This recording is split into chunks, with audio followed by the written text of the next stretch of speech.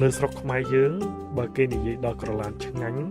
kế bà hai chân được khơi môn kế đo Kralaan không thầm mò kre sọc chất bò rây khát rồi trẻ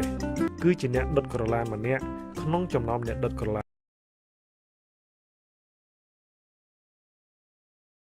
chiếng xàm sập cua xá nơi khổng phùm thầm mò kre lứa nơi không thầm mò kre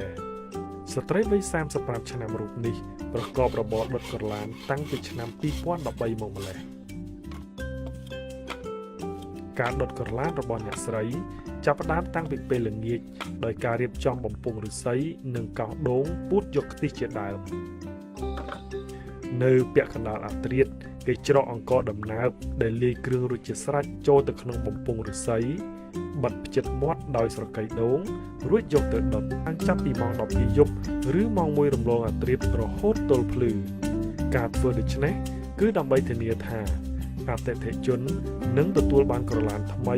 ដែលមានរសជាតិឈ្ងុយឆ្ងាញ់ទុកបានយូរមិនឆាប់ខូច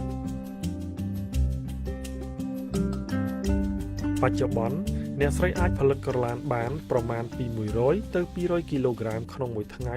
ទៅតាមការកម្មង់ទិញពីមួយដុំការផលិតក្រឡានជាការងារលំបាកអត់ងងុយហើយត្រូវប្រើពេលច្រើនប៉ុន្តែអ្នកស្រីវ៉ាន់មីតមិនដែលចង់បោះបង់ចោលទេព្រោះវាជាមុខរបរ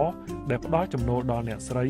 ក៏ដូចជារួមចំណែកផ្ដល់ការងារដល់អ្នកភូមិថ្មក្រែលើផងដែរ